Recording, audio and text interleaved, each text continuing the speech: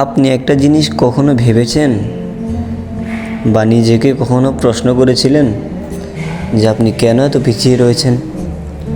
আপনার আশেপাশের সকল মানুষ সফলতার চূড়ান্তে, আপনি রয়েছেন পিছিয়ে কেন? আপনার জীবনের কি কোনো লক্ষ্য নেই?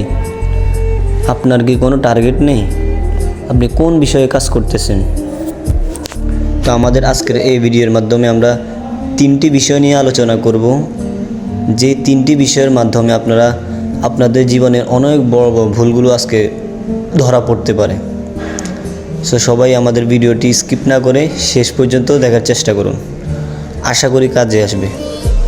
তো চলুন শুরু করা যাক। তো আমরা একটু আগে বলেছিলাম যে আপনার জীবনের লক্ষ্য কী, আপনি কোন বিষয়ে কাজ করতেছেন, আপনার জীবনে কি কখনো টার্গেট আছে? দেখুন, আমরা যদি আমাদেরকে সাকসেস করতে চাই, নিজেদেরকে সফল করতে চাই, তাহলে আমাদের একটা টার্গেট থাকা দরকার, যে টার্গেটের মাধ্যমে আমরা এগিয়ে যাব। কিন্তু আমাদের যদি টার্গেটই না থাকে তাহলে আমরা এগোবো কী করে?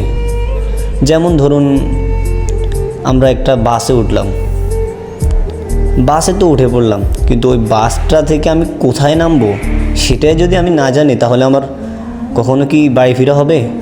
কখনো কি বাস থেকে আর নামা হবে?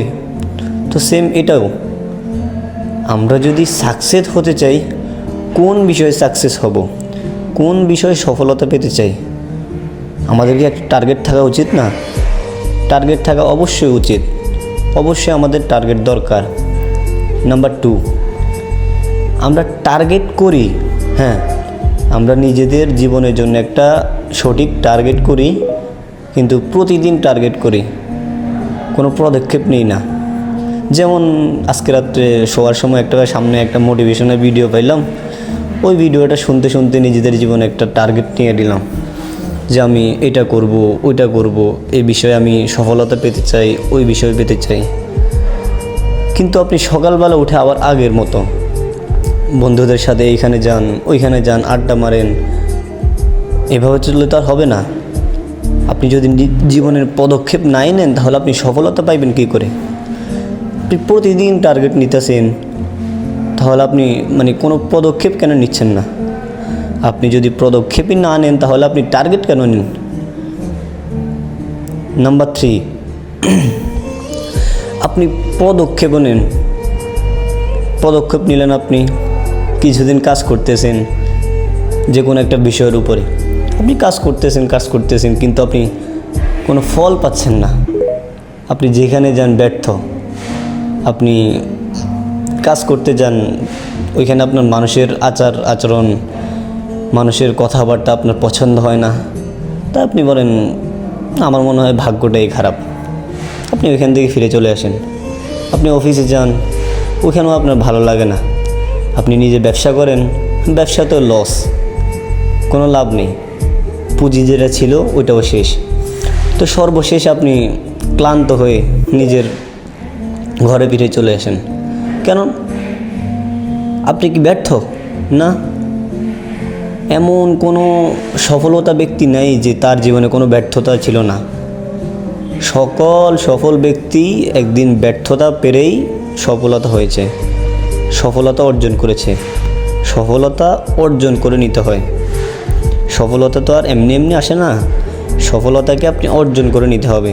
যেমন আমরা যদি মাছ ধরতে, যেমন বড়শি নিয়ে, আমি এখন একটা পুকুরে আমার বড়শিটা ফালাইলাম, মাছ আমার বড়শিটা যে খাবারটা দিলাম ওই খাবারটা খেয়ে খেয়ে কি চলে যাইতেছে, কিন্তু খাবারটা খেয়ে খেয়ে চলে যাইতেছে তাই ভেবে যদি আমি ওই বড়শিটা তুলে যদি আমি ঘরে চলে আসি, তাহলে কি আমার ঘরে মাছ আসবে? আসবে না। আমি কি করতে হবে? ধৈর্য ধরে থাকতে হবে।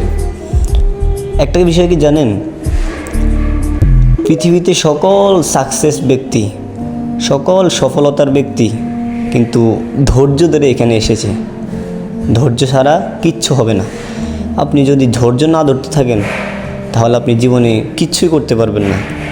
আপনার জীবনের আসল মূল উদ্দেশ্যই থাকা উচিত নিজের ধৈর্য, নিজের কন্ট্রোল নিজেকে করা, নিজের মন যে কথা বলে তার মনের সাথে যুদ্ধ করা।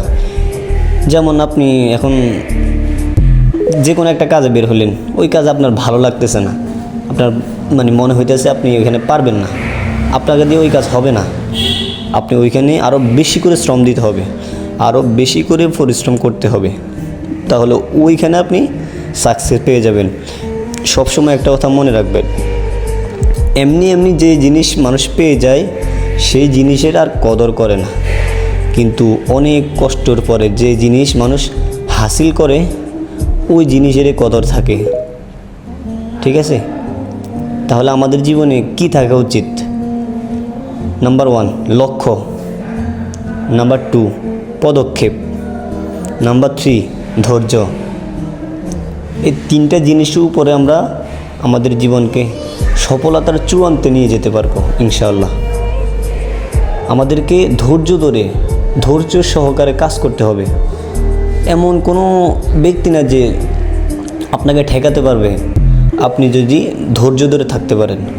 দেখা গেছে কি আপনি যেখানে আপনার ভালো লাগতেছে না, আপনি যদি ওইখানে ধৈর্য ধরে থাকেন তাহলে দেখা গেছে কি আপনি ওই বিরক্ত হয়ে আপনাকে বিরক্ত করা ছেড়ে দেবে। তখন কি হবে? আপনি নিজের মতো করে কাজ করতে পারবেন। যেখানেই যান মানুষ, কিন্তু একটা কথা মাথায় রাখবেন, পানি থেকে মাছ যখন উপরে তোলা হয় তখন মাছটা কিন্তু একটু বেশি লাফালাফি করে, কারণ সে একটা নতুন জায়গাতে আসছে। সে ছিল পানিতে, কোথায়? সে উপরে আসার কারণে মানে যখন তার জায়গাটা একটু বদল হয়েছে তখন তার কাছে আর ভালো লাগতেছে না, তখন সে একটু লাফালাফি করে। কিন্তু কিছুক্ষণ লাফালাফি করার পরে যখন সে শান্ত হয়ে যায় তখন দেখবেন আপনি তাকে ধরেন, কিছু করেন, মানে সে আর কোনো নড়াচড়া করবে না, শান্ত হয়ে যাবে। কিন্তু তাকে আপনি আবার পানিতে ছেড়ে দেন, সে কিন্তু তার নিজের গতিতে আবার চলতে থাকবে। তো সেম, আপনি যদি একটা কোনো নতুন জায়গায় যান, মানুষ আপনার সাথে একটু ফাজলামি, আপনাকে একটু বিরক্ত করবেই। আপনি ওইখানে ধৈর্যের সহকারে ওইখানে থাকতে হবে, কারণ আপনি ওই বিষয়ে সাকসেস পেতে চান তো ধৈর্য ধরতে হবে। এই 3টা জিনিস আমাদের জীবনে খুব গুরুত্বপূর্ণ।